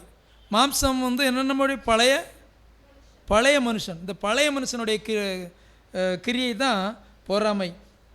இந்த பொறாமை வந்தால் என்ன செய்யும் அப்படிங்கிறத சகோதரர் கொஞ்சம் 2-3 விஷயங்களை கொடுத்துருக்குறாங்க. எப்படின்னா, பொறாமையின் விளைவுகள் எப்படின்னா, பொறாமை வந்தால் பகுத்தறிவை சிதைக்கும். பொறாமை வந்தால் ஒரு என்ன பண்ணிடும், ஒரு எப்பவும் யாரையா ஒருத்தரை தட்டி விடணுன்னே நினைக்கும். பொறாமை அப்படின்னா மனுஷனை எப்படி பித்து பிடிச்சவனை மாற்றும்னு சொல்லி போட்டிருக்காங்க. 2வது பொறாமை என்ன பண்ணோம்னா மகிழ்ச்சியை அளிக்குமா, சந்தோஷத்தை கெடுத்துரும். 2 பேர் நல்லா சந்தோஷமாக பேசிகிட்டு இருக்காங்க அப்படின்னா நமக்கு என்ன வந்துடும், பொறாமை வந்துடும். பொறாமை வந்து நம்ம சந்தோஷத்தை கெடுக்கும். சந்தோஷம் மட்டும் இல்லை, சமாதானத்தையும் அழிச்சிரும். சரியா? 2வது அடுத்தால பொறாமை என்ன செய்யும் அப்படின்னா விரக்தியை கொடுக்குமா. ஒரு அபரிவிதமான பொறாமை வந்து முத்திரும். அந்த என்ன செய்யனே தெரியலே அப்படின்ற லெவலில் இருக்கும்போது அது என்னது, ஒரு ஸ்ட்ரெஸ் வந்து விரக்தி அடைஞ்சிருவாங்க. இந்த பொறாமை யாருடைய குணம்? சாத்தானுடைய குணம். அதுதானே சாத்தானுடைய குணம். இதை வாசித்துருங்க. பொறாமை, இதை வாசித்துருங்க சிஸ்டர். பொறாமை சாத்தானின் செயல். பொறாமை குடும்பங்களையும் தொழில்களையும் சிதைத்துள்ளது. இது சாத்தானின் மிகவும் முட்டாள்தனமான வெளிப்பாடாகும். சகோதரர் என்ன சொல்லியிருக்காங்க அப்படின்னா, பொறாமை வந்து குடும்பத்தையும் தொழிலையும் சிதைச்சிருக்காங்க. நிறைய தொழில்கள், சில கடைகளை நீங்கள் பார்த்துருக்கலாம். சில புதுசாக ஒருத்தர் கடை வச்சுருக்காருங்களா, பஜாரில் கடை வச்சுருக்காருன்னா அவர் கடைக்கு கூட்டம் என்ன பண்ணும், அதிகமாக போகும். அதை பார்த்துட்டு பக்கத்து கடைக்காரர் என்ன பண்ணுவார், பொறாமைப்படுவார். பொறாமைப்பட்டு அது தொழில் வச்சுருக்கவங்களுக்கு தெரியும். பொறாமைப்பட்டு அங்கே போய் இங்கே போய் ஏதாவது ஒன்று செஞ்சு அவங்க கடை என்ன பண்ணக்கூடாது, ஓடக்கூடாதுன்னு சொல்லிலாம் நிறையா நடக்கும். இது உலகத்தில் நடக்கும், ஏதாவது ஒரு காரியத்தை செஞ்சு. அப்போ பொறாமை வந்துன்னா தொழிலையும் சிதைக்கும். 2வது குடும்பத்தையும் அது என்ன பண்ணிடும். ஒரு குடும்பம் ஒற்றுமையாக இருக்குன்னா அந்த குடும்பத்தை பார்த்து என்ன பக்கத்து குடும்பம் என்ன பண்ணும், பொறாமையில் யாராவது பொறாமையில் ஏதாவது செஞ்சு அந்த குடும்பத்தையும் சிதைச்சிடும். இதுதான் சாத்தானுடைய செயல். அப்போ அந்த சாத்தான் என்ன பண்ணுறோம் அப்படின்னா, நாமும் இன்றைக்கி எப்படி இருக்கும், ஒரு குடும்பமாக இருக்கும். இந்த ஒரே குடும்பமாக இருக்கக்கூடிய நமக்குள்ளே என்ன பண்ணிடும், என்ன வந்துடும், ஒரு பிரிவினையை கொண்டு வந்து ஒரு வேற்றுமையை கொண்டு வந்து ஏதாவது கொண்டு வந்துடுவோம். இதுக்கு நாம் என்ன பண்ணிடக்கூடாதுன்னா இடம் கொடுத்துடக்கூடாது. அதை தான் சாலமோன் ஞானிகிட்ட போய் கேட்டால் ஞானிலா அவங்க வித்தியாசமாக சொல்லுவாங்க. அதுதான் நீங்கள் சொன்ன வசனம் வாசிக்கிறோம். நீதிமொழிகள் 17ஆம் அதிகாரம் 30ஆம் வசனம். நீதிமொழிகள் 17ஆம் அதிகாரம் 30ஆம் வசனம். சொஸ்த மனம் உடலுக்கு ஜீவன், பொறாமையோ எலும்புருக்கி. பொறாமை எப்படிப்பட்டதான்? எலும்புருக்கி நோயில் பார்த்து அடிப்பட்டவங்கள பார்த்துருக்கீங்களா? டிபியா? அது ஒரு ஒல்லியாக இருக்கும், கை காலெலாம் எப்படி இருக்கும், ஒல்லியாயிரும், அப்படியே போயிடும். அப்போ நம்ம பொறாமை என்ன பண்ணக்கூடாது, எப்படின்னே கேன்சரு எலும்புரிக்கு தானே சகோதரர் சொன்னோம். பொறாமை வந்துன்னா அப்போ என்ன பண்ணுறோம், டிபி வந்துடும், கேன்சர் வந்துடும். அதனால் என்ன பண்ணக்கூடாது, பொறாமை படக்கூடாது. அன்புக்குரிய சகோதரர்கள், பொறாமை வந்து எலும்புரிக்கி. அப்போ நாம் இந்த சப்ஜெக்டில் நாம் என்ன பார்க்குறோம் அப்படின்னா, சவுலுக்கு முதல் வந்து என்ன வந்துச்சு? பொறாமை வந்துச்சு. பொறாமை வந்ததுனால அடுத்த கட்ட நடவடிக்கை என்ன பண்ணிட்டாரு? கொலை பண்ணுறதுக்கு ஆயத்தமாகிட்டாங்க. அப்போ நாமும் முன்னைக்கு என்ன பண்ணணும், இந்த சப்ஜெக்டில் இந்த சத்தியத்தில் வந்துருக்குறோம், சப்ஜெக்ட் நிறைய கேட்குறோம். நமக்கு என்ன வரக்கூடாதுன்னா பொறாமை வரக்கூடாது. பொறாமை வந்துன்னா என்ன நடக்கும்னா, இது நம்ம ஒரு கொலை பண்ணக்கூடிய சூழ்நிலைக்கு தள்ளப்பட்டுருவோம். இப்போ ஒரு விமர்சனத்தை பார்த்தோம்ல, சகோதரர் எழுதியிருக்காங்க, ஒரு மனைவிக்காக 200 பேர்த்த கொன்னது, இதை பைபிள் கண்டிக்கலையா அப்படின்னு சொல்லி நிறைய பேர் பைபிளை இந்த முட்டாள்தனமாக பைபிள் படிப்பாங்களா, இவங்கெல்லாம் கேட்கக்கூடிய விஷயத்தை சகோதரர் எழுதியிருக்காங்க. இது நம்மளும் லேசாக தெரிஞ்சுக்கிடலாம் அப்படின்னு சொல்லி தான் சகோதரர் எழுதியிருக்காங்க. என்ன அப்படின்னா, இது நம்ம பெயர் சபையில் இருக்கும்போது நமக்கு தெரியாது, என்ன நம்ம பைபிள் இப்படி இருக்குது. பெயர் சபையில் உள்ளவங்கள்ட்ட நம்ம பைபிளில் நம்ம அந்த பழைய ஏற்பாட்டில் உள்ள அந்த சம்பவங்களெல்லாம் வாசிக்க சொன்னால் சிலர் என்ன பண்ண மாட்டாங்க, வாசிக்க மாட்டாங்க. அதெல்லாம் பயங்கரமாக இருக்கும். ஒரு சகோதரியை 12 துண்டாக வெட்டி அனுப்புனாங்கன்னு பைபிளில் இருக்குது. இதெல்லாம் கொண்டு வெளியே போய் சொன்னால் என்ன வந்துடும், என்னப்பா உங்கள் பைபிள் என்ன பண்ணியிருக்கே, இப்படி வச்சுருக்கேன்னு சொல்லுவாங்க. இந்த விஷயத்த அப்படிப்பட்டவங்களுக்கு தெரிகிறதுக்காக நமக்கு சகோதரர் குறிப்பிட்டிருக்காங்க. இந்த சப்ஜெக்டில் சகோதரர் என்ன பண்ணியிருக்காங்க அப்படின்னா, நியாயப்பிரமாணம் இதை வாசித்திருக்கேன் சார். நியாயப்பிரமாண உடன்படிக்கையின் கீழ் இஸ்ரவேலும் கிருபையின் கீழ் கிறிஸ்தவர்களும் வேறுபட்டவர்கள். நியாயப்பிரமாண உடன்படிக்கை, கிருபையின் அன்பின் உடன்படிக்கை, அப்படிதானே? இந்த 2 உடன்படிக்கையில் இஸ்ரவேல் ஜனங்கள் நியாயப்பிரமாண உடன்படிக்கையில் இருக்காங்க, ஆவிக்குரிய இஸ்ரவேலர்கள் அப்படி கிருபையின் உடன்படிக்கை இருக்காங்க. இந்த சூழ்நிலையில் தாவீது சகோதரர் என்ன சொல்கிறாங்க, தாவீது அந்த நேரத்தில் அந்த அமலேக்கியை கொன்னது சரின்னு தான் சொல்கிறாங்க சகோதரர். எப்படி அப்படின்னா, அதுக்கு ஒரு ஆதார வசனத்தை எடுத்திருக்கிறாங்க. 1 சாமுவேல் வாசிப்போம். 1 சாமுவேல் 15ஆம் அதிகாரம் 2-3 வசனம். 1 சாமுவேல் 15ஆம் அதிகாரம் 2ஆம் வசனம் முதல். சேனைகளின் கர்த்தர் சொல்லுகிறது என்னவென்றால், இஸ்ரவேலர் எகிப்திலிருந்து வந்தபோது அமலேக்கு அவர்களுக்கு வழிமறித்த செய்கையை மனதிலே வைத்திருக்கிறேன். யார் வச்சிருக்காங்களா மனசுல? தேவன் வச்சிருக்கிறாங்க. என் பிள்ளைகள் வரும்போது வழிமறிச்சதுக்காக நான் என்ன பண்ணுவேன், பழி வாங்குவேன் அப்படின்னு சொல்லி வச்சிருக்கிறாங்க. வாசிப்போம். இப்போதும் நீ போய் அமலேக்கை மடக்கடித்து அவனுக்கு உண்டான எல்லாவற்றையும் சங்கரித்து அவன் மேல் இரக்கம் வைக்காமல் புருஷரையும் ஸ்திரீகளையும் பிள்ளைகளையும் குழந்தைகளையும் மாடுகளையும் ஆடுகளையும் ஒட்டகங்களையும் கழுதைகளையும் கொன்று போட கடவாய் என்கிறார் என்று சொன்னான். ஒன்றும் மிச்சம் வைக்க கூடாது. என்ன பண்ணிடணும், எல்லாத்தையும் கொண்டுடணும். அதில் சுவரில் நீர் விடும் நாயை கூட என்ன பண்ணக்கூடாது, ஒன்றும் வைக்கக்கூடாது. இப்போ சில சண்டை நடக்கும்போது, இப்போ இஸ்ரேல் ஈராக்கு பாலஸ்தீன சண்டை நடக்கும்போது பிள்ளைங்களெல்லாம் சின்ன பிள்ளைங்களெல்லாம் கொல்றாங்க அப்படின்னு சொல்லி ஒட்டுமொத்த உலகமும் யாரை பழிச்சிட்டு இருந்துச்சு, இஸ்ரேல் தேசத்தை. இப்படி சின்ன சின்ன பிள்ளைகளெல்லாம் கொல்றானோ மனுஷனோளா அப்படின்லாம் கேட்டு நிறைய பேர் நெட்டில் கமெண்ட் போட்டிருப்பாங்க. அப்போ என்ன காரணம், அவங்க இன்னைக்கு இறந்தாலும் அவங்க என்ன பண்ணுறாங்க, நிம்மதியாக இருக்கிறாங்கன்னு சகோதரர் சொல்கிறாங்க. என்ன அப்படின்னா, இன்றைக்கி சத்தியத்தை தெரியாமல் அவங்க இறக்குறாங்க அப்படின்னா அவங்களுக்கு இன்னொரு ஜீவன் என்ன பண்ண போகிறாரு, கொடுக்க போகிறாரு.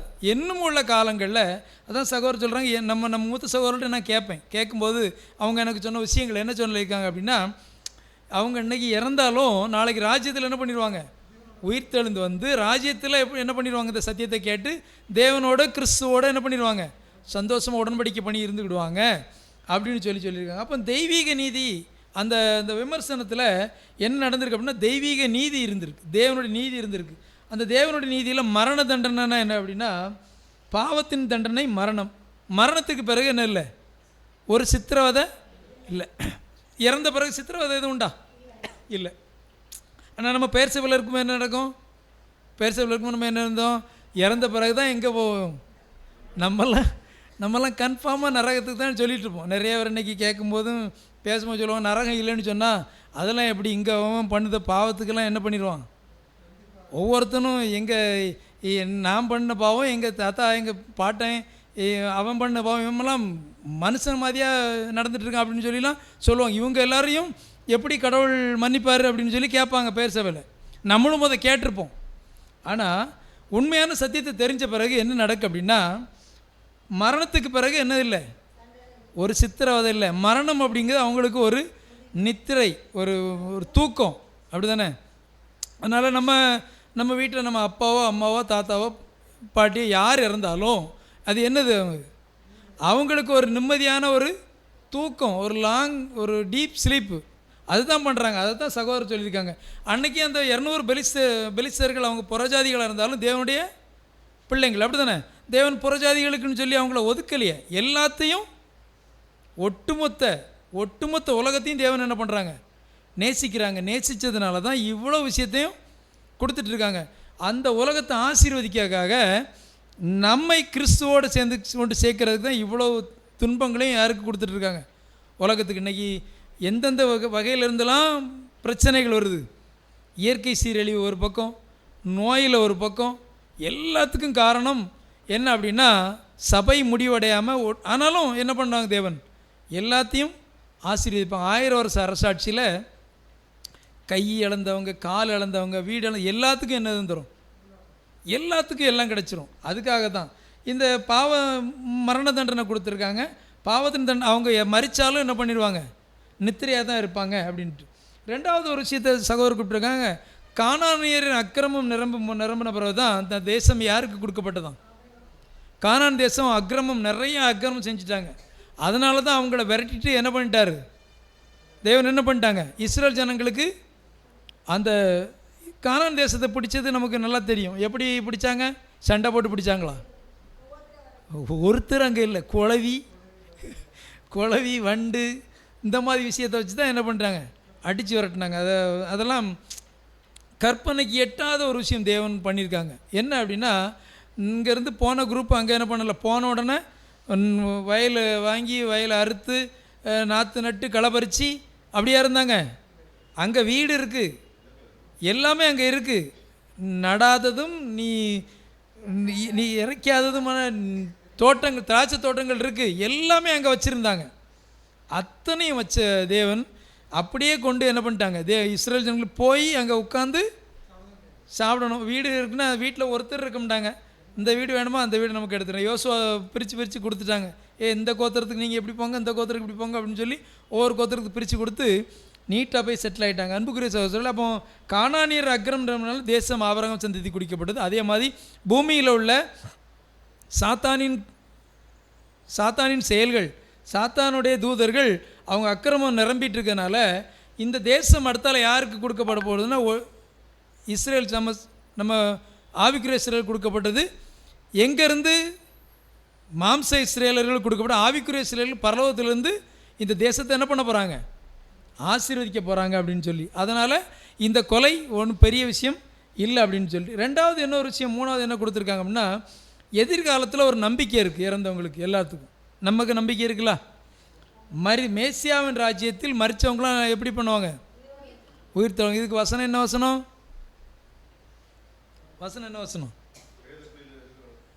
யோவான் 5ஆம் அதிகாரம் 28ஆம் வசனத்தை வாசிப்போம். யோவான் 5ஆம் அதிகாரம் 28ஆம் வசனம். இதை குறித்து நீங்கள் ஆச்சரியப்பட வேண்டாம், ஏனென்றால் பிரேத குழிகளில் உள்ள அனைவரும் அவருடைய சத்தத்தை கேட்கும் காலம் வரும். இதை குறித்து நீங்கள் ஆச்சரியப்பட வேண்டாம், ஏன்னா பிரேத குழியில் உள்ள எல்லாரும் எப்படிப்பட்டவங்களாம், தேவனுடைய சத்தத்தை கேட்கும் அவருடைய சத்தத்தை கேட்கும் காலம் வரும். சத்தத்தை கேட்டு எல்லோரும் என்ன பண்ணுவாங்க, எந்திரிச்சு வருவாங்க அப்படின்னு வசனம் இருக்குது. அப்போ இந்த விமர்சனத்துக்கு நாம் இது யாராவது கேட்டால் அதுக்கு என்ன சொல்லணும் அப்படின்னா, இந்த விஷயங்களை சொல்லுங்கள் அப்படின்னு சொல்லி இந்த சப்ஜெக்டில் சகோதரர் கொடுத்துருக்குறாங்க. அப்போ தெய்வீக நீதியின் கொள்கைகள் என்ன அப்படின்னா, கண்ணுக்கு கண் பல்லுக்கு பல், பழைய ஏற்பாட்டு காலத்தில் அப்படி தானே, நியாயப்பிரமாணத்தில் அது தெய்வீக கட்டளையின்படி தேவனுடைய நீதியின்படி அது என்ன பண்ணுது, நடந்திருக்கு. என்ன நடந்திருக்குன்னா, அந்த ஜனங்கள் என்ன பண்ணியிருக்காங்க, எகிப்திலிருந்து இஸ்ரேல் ஜனங்கள் வரும்போது என்ன பண்ணியிருக்காங்க, வழி மறிச்சிருக்காங்க. அதனால் அவங்களுக்கு என்ன இருக்கிறது, ஒரு தண்டனை கிடச்சிச்சு அப்படின்னு சொல்லி கொடுத்துருக்காங்க.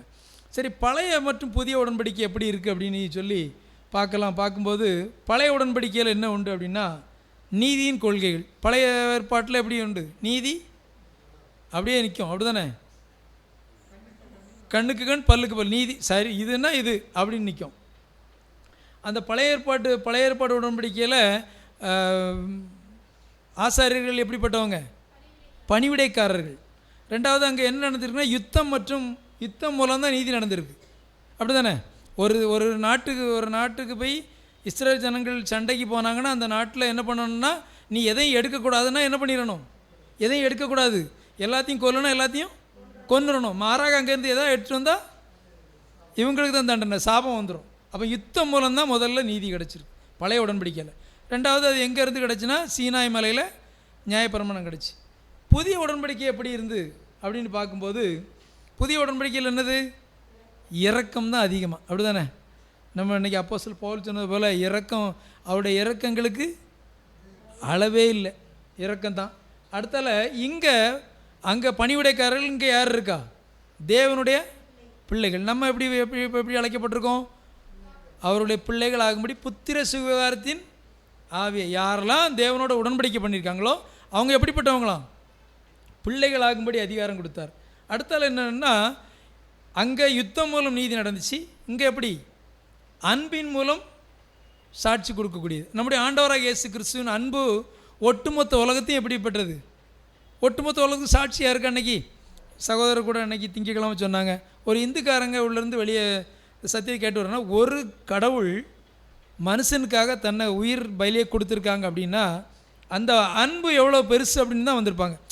நம்ம இந்து சகோதரர்கள் வந்து சாட்சி சொல்லும்போது அவங்க என்ன பண்ணுவாங்க, அந்த இயேசு கிறிஸ்துவனுடைய அன்பு தான் என்ன இங்கே வந்து என்ன பண்ணிட்டு கூட்டிகிட்டு வந்துச்சு. அப்போ பழைய ஏற்பாட்டில் யுத்தம் மூலம் நீதி நடந்துச்சு, புதிய உடன்படிக்கையில் என்ன நடந்திருக்கு?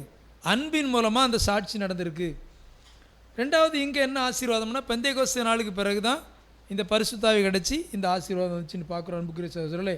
அப்போ பழைய உடன்படிக்கை புதிய உடன்படிக்கையில் நம்ம வித்தியாசம் பார்த்துட்டோம். இதில் என்ன பார்க்குறோம் அப்படின்னா, புதிய ஏற்பாட்டில் இரக்கம் இருக்குது, பழைய ஏற்பாட்டில் நீதி இருக்குது. தாவீது இந்த விஷயத்தில் தேவன்கிட்ட என்ன பண்ணலை? தேவனை முறுமுறுக்கலை. நம்ம ஆரம்பத்தில் பார்த்த முறுமுறுக்கலை. தன்னை கொல்ல வந்தவங்களே என்ன பண்ணலை? எதுவுமே செய்யலை. அப்போ என்ன பண்ணிட்டாங்க அப்படின்னா, தேவனுடைய மனசாட்சியை கொண்டு வச்சுக்கிட்டாங்க அன்புக்கு. இதில் நமக்கு என்ன ஒரு முக்கியமான பாடம் என்ன அப்படின்னு பார்க்கும்போது, பொறாமையை எதிர்க்கணும். அப்படி தானே? இதை வாசித்துருங்க சிஸ்டர். பொறாமையை எதிர்த்தல். பொறாமையை எதிர்த்தல். பொறாமையை உடனடியாக அடையாளம் கண்டு விழிப்புடன் ஜெபிக்க வேண்டும், ஜெயிக்க வேண்டும். பொறாமையை என்ன பண்ணணும்னா உடனடியாக என்ன பண்ணணும்? அடையாளம் கண்டணும். பொறாமை எப்படி அடையாளம் காண முடியும்? சொல்லுங்களா, எப்படி கண்டுக்கலாம்ல? கொஞ்ச நாள் நல்லா பேசுவாங்க, திடீர்னு என்ன வந்துடும்? பேச்சு வந்து என்ன பண்ணிடும்? மாறிடும். அப்படின்னா நம்ம என்ன வந்திருக்கு? ஏதோ பொறாமை வந்திருக்குன்னு சொல்லி பார்த்துக்கலாம். அப்போ பொறாமையை பார்த்துட்டு என்ன பண்ணணும்னா, விழிப்புடன் அதை என்ன பண்ணணும்? ஜெயிக்கணும். எப்படி ஜெயிக்கணும் அப்படின்னா, அன்பின் மூலமாக தான் ஜெயிக்கணும். தாவீது என்ன பண்ணாங்க? பொறாமை வந்த உடனே என்ன பண்ணிட்டாங்க? எதிர்த்து நிற்கலை, மாறாக என்ன பண்ணிட்டாங்கன்னா அன்பு செலுத்தினாங்க. சவுல் மேலே தாவீது அன்பு செலுத்தினதுனால தான் அவங்கள நேசிக்க முடிஞ்சிச்சு. அவங்ககிட்ட இருந்து அவங்கள கொல்லாமல் அவங்கள விட்டு அவங்கள நேசிக்க முடிஞ்சு அவங்க என்ன செஞ்சாலும் பணிஞ்சு போக சொல்லிச்சு. இங்கேயும் அதே மாதிரி தான். இந்த பொறாமை வந்து யாராவது எப்படியாவது பேசுனாங்கன்னா அடுத்தால என்ன பண்ணணும்? நம்ம அன்பு என்ன பண்ணணும்? இன்னும் கொஞ்சம் அதிகப்படுத்தணும். இந்த தெராசில் அரை கிலோவுக்கு அரை கிலோ வைக்கும்போது கொஞ்சம் குறையா இருக்குன்னா இன்னும் கொஞ்சம் வைங்க, இன்னும் கொஞ்சம் வைங்கம்பாங்களா, அந்த மாதிரி அந்த அன்பை கூட கொஞ்சம் வச்சுக்கிட்டே இருக்கணும். அது முட்டி சில ஆட்கள்கிட்ட நீங்கள் சந்தையில் காயின் இருக்கும்போது கடைசி நேரத்தில் சந்தையில் போய் பார்க்கும்போது என்ன பண்ணுவாங்கன்னா, அப்படியே முருவை நெருத்து தட்டிடுவாங்க, கொண்டு போங்க அப்படின்னு சொல்லிட்டு. இந்த மாதிரி அன்பை காமிக்கணுமா அப்படின்னு சொல்லியிருக்காங்க அப்படின்னு. அப்போ உண்மையான அன்பு இன்னொரு பாடம் என்ன அப்படின்னா, உண்மையான அன்பு என்ன இருந்துச்சு அப்படின்னா, இதில் யோனத்தான்கிட்ட இருந்துச்சு உண்மையான அன்பு. யோனத்தானின் அன்பு சகோதர தத்துவத்தின் அழகான முன்மாதிரியாக சகோதரர் குறிப்பிட்டிருக்காங்க. யோனத்தானுக்கும் தாவீதுக்குள்ள அன்பு நம்ம இன்றைக்கி இருக்கக்கூடிய சகோதர தத்துவம், இதுக்கு ஒரு அழகான முன்மாதிரியாக இருந்துச்சு.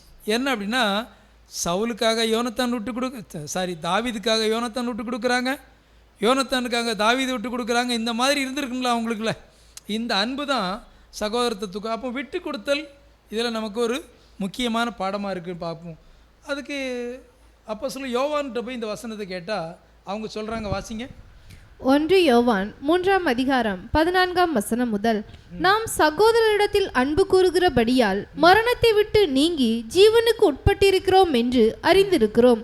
சகோதரரிடத்தில் அன்பு கூறாதவன் மரணத்தில் நிலை கொண்டிருக்கிறான். நாம் சகோதரரிடத்தில் அன்பு கூறுகிறபடியால் மரணத்தை விட்டு நீங்கி ஜீவனுக்கு உட்பட்டிருக்கிறோம் என்று அறிந்திருக்கிறோம். சகோதரனிடத்தில் என்ன பண்ணணுமா?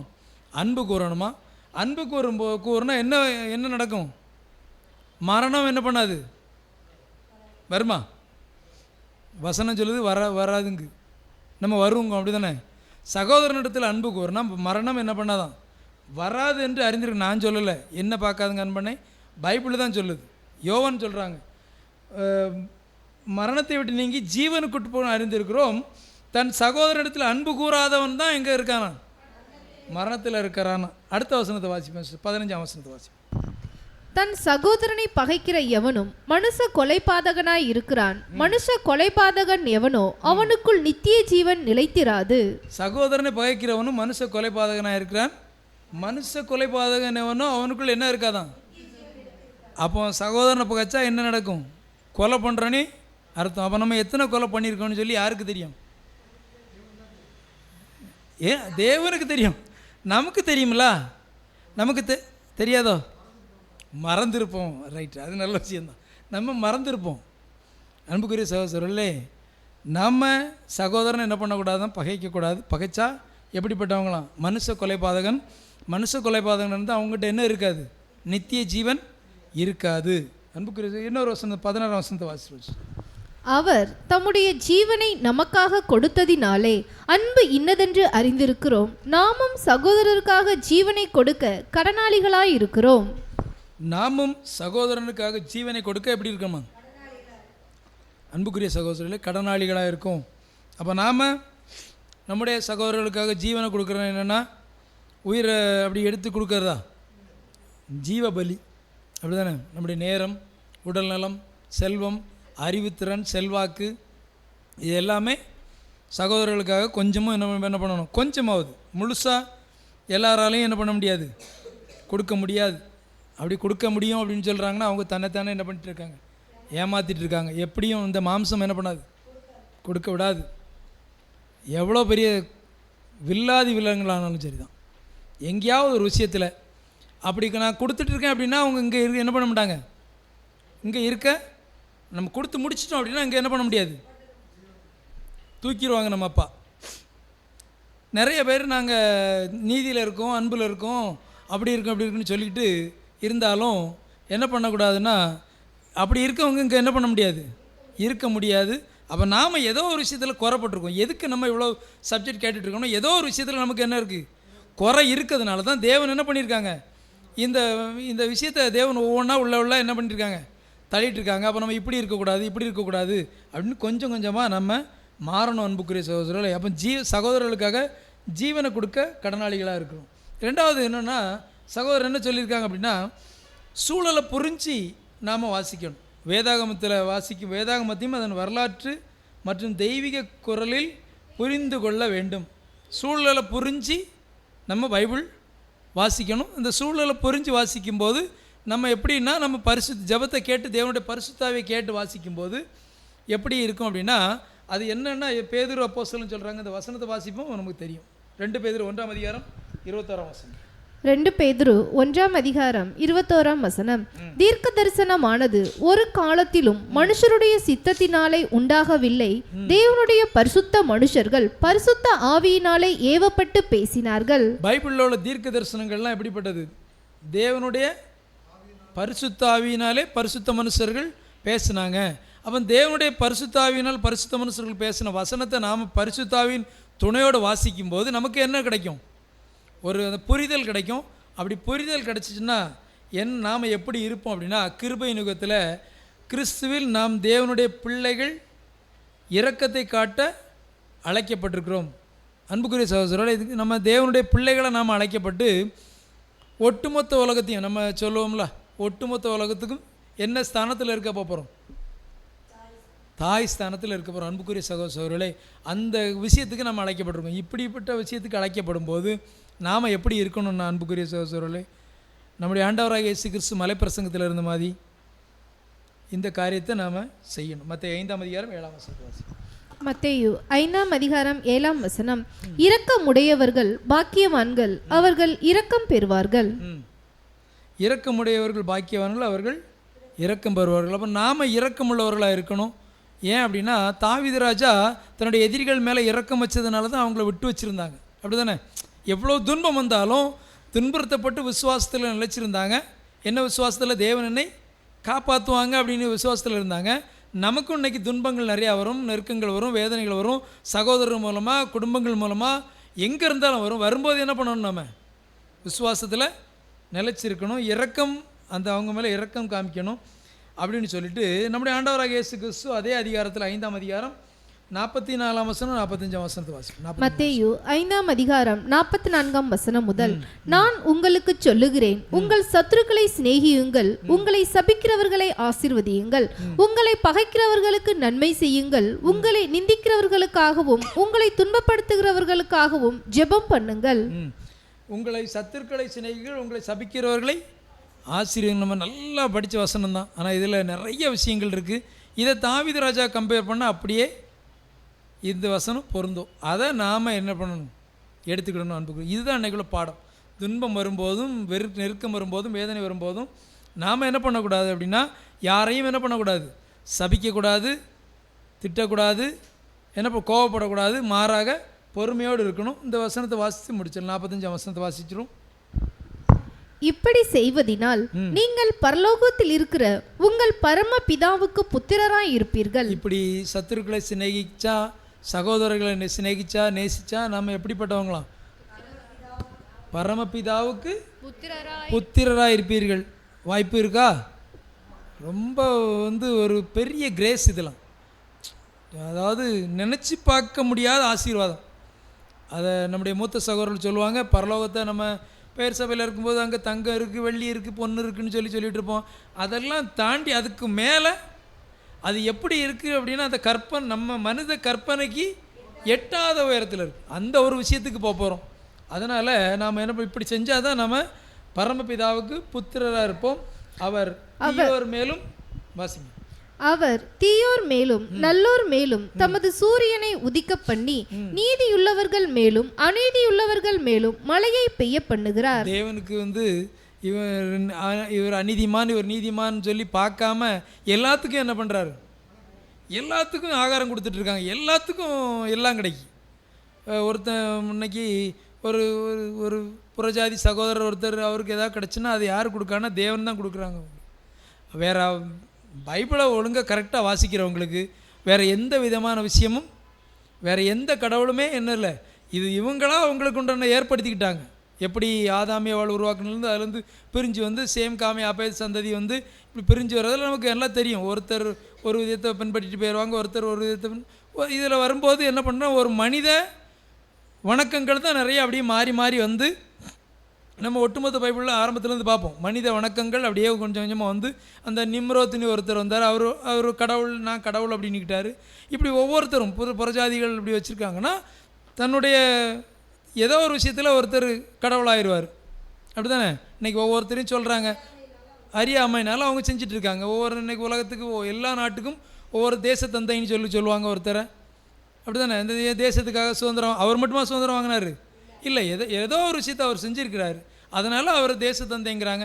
இப்படி அதை கொஞ்ச நாள் கழித்து அப்படியே ஒரு துதி பாடி அப்படியே கொண்டு அதை கடவுளாக மாற்றிடுறாங்க. இது உலகத்தார். ஆனாலும் அவங்களுக்கு படியளக்குது யார் அப்படின்னா தேவன் தான் படியளக்குறாங்க. அதுதான் வசனம் சொல்லுது. அவர் தீயோர் மேலும் நல்லோர் மேலும் தமது சூரியனை உதிக்க பண்ணி அப்படின்னு சொல்லிட்டு, நீதி உள்ளவர் மேலும் அநீதி உள்ளவர் மேலும் தனது மழையை அநீதி உள்ளவர்களுக்கே மழையை பெய்ய பண்ணுகிறாருன்னா, நாம் அவருடைய இரக்கத்தில் கொஞ்சம் அந்த இரக்கத்தில் ஓடிட்டுருக்கோம். நமக்கு என்ன பண்ணுவாங்க? ஒரு ஓமை உண்டு, மத்தியில் ஆண்டவர் சொல்லியிருப்பாங்க, பொல்லாதவர்களாகி நீங்களே உங்கள் பிள்ளைங்களுக்கு இப்படிலாம் செய்கிறீங்களே, அப்போ எங்கள் அப்பா. அதனால தான் இந்த ஒரு விஷயத்தில், இந்த சப்ஜெக்டில் அன்புக்குரிய சகோதரர்களே, இந்த சப்ஜெக்டில் நாம் என்ன பார்க்குறோம் அப்படின்னா, தாவீது ராஜாவுக்கு ஒரு துன்பம் துன்புறுத்தப்படும் போது அவங்க ஒரு விசுவாசத்தை என்ன பண்ணாங்க? தேவன் என்னை காப்பாற்றிக்கிடுவாங்க அப்படிங்கிற விசுவாசத்தை வச்சுக்கிட்டாங்க. தன்னை துன்பப்படுத்தினவங்கள அவங்க என்ன பண்ணலை? வெறுக்கலை, துன்புறுத்தலை, தூரத்தடலை. ஆனாலும் மாறாக அவங்கள அன்பு செலுத்தினாங்க. அதனால் தேவன் அவங்களை என்ன பண்ணிட்டாங்க? தன்னுடைய இருதயத்துக்கு ஏற்றவராக கண்டார் அப்படின்னு சொல்லி வசனம் இருக்குது. நாமும் அதே விஷயத்தை செஞ்சு நம்முடைய அப்பாவின் இருதயத்துக்கு ஏற்றவராக நாம் மாற தேவன் நமக்கு கிருபை செய்வராக. பொறுமையோடு கட்டவங்களை தேவன் தாமே ஆசீர்வதித்து வழிநடத்துவராக. ஆமென்.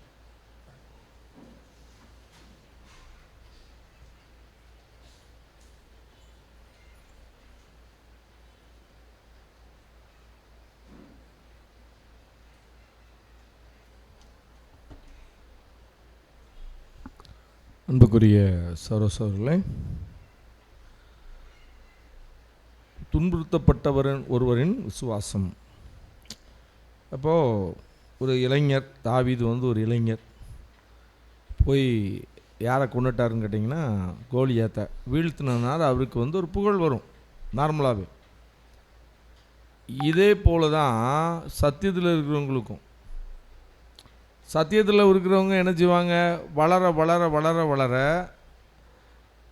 அந்த ஏற்கனவே முன்னால் ஓடிட்டு இருக்கிறவங்களுக்கு என்ன வரும், ஒரு என்னடா நம்மளை மிஞ்சி போயிடுவோம் போல இருக்கே அப்படின்ட்டு வரக்கூடாது. வந்தால் பொறாமை, அது யாருக்கு வரக்கூடாது.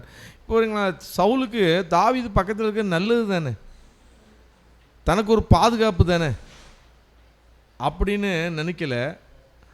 அப்படி நினைக்காம அவரை என்ன செய்கிற அந்த பொறாமை நிமிந்து என்ன ஆகிட்டுன்னா கொலை செய்கிற ஒரு மனநிலைமை வந்துச்சு.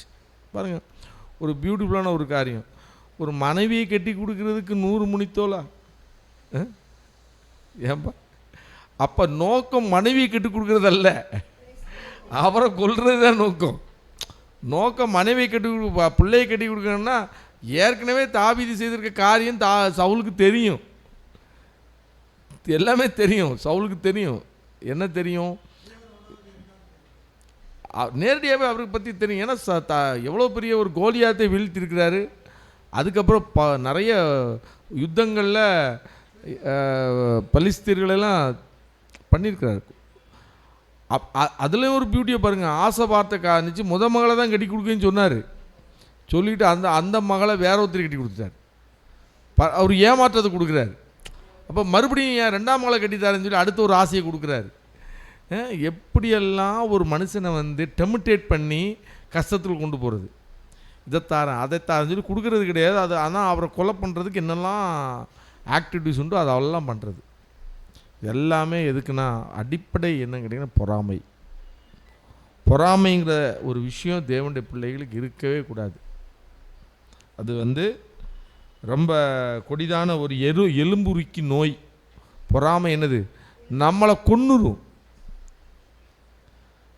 அதனால் ரொம்ப அதனால தான் சவுலுக்கு வீழ்ச்சி. அவர் அந்த எலும்புருக்கி நோய் யாருக்குள்ளே வந்துட்டு, சவுலுக்குள்ளே வந்துட்டு. பார்த்தீங்களா, வந்தனால அவருக்கு. ஏன்னா சவுல் நல்லவராக கெட்டவரான்னு கேட்டிங்கன்னா நல்ல ஒரு பேசிக்கலாக நல்ல கேரக்டரு. தன்னை தேவன் செலக்ட் பண்ணும்போது அவர் என்ன சொல்கிறார் ஸ்டேட்மெண்ட், இந்த சமத்த இருக்கிறதுலையே நாங்கள் தான் ஒரு அற்பமான ஒரு இப்போ பெஞ்சமின் கோத்திரம், அதுலேயும் எங்கள் குடும்பம் எப்படி இருக்குது, ரொம்ப சின்ன குடும்பம் அப்படின்ட்டு தன்னை தாழ்த்துறாரு. ஒரு அற்பமான ஒரு சூழ்நிலேருந்து எங்களுக்கு செலக்ட் பண்ணக்கூடிய நாளில் சீட்டு விழும்போது எங்கே போய் உட்காந்துருக்கிறாரு, தளவாடங்கள் சாமானம் இருக்கிற இடத்துல ஒளிஞ்சிருக்கிறார். இப்படியெல்லாம் இருந்த சவுல் தாவீதை பார்த்த உடனே டக்குன்னு சேஞ்ச் ஆகிட்டார். அப்படின்னா நல்ல மனிதர்கள் நல்லா ஓடிட்டு இருக்கும் வீழ்ந்து போகிறதும் எதில் தான், பொறாமையினால தான். அதனால தான் எச்சரிப்பாக இருக்கணும். அன்புக்குரியவர்களே, பார்த்தீங்களா, அருமையான ஒரு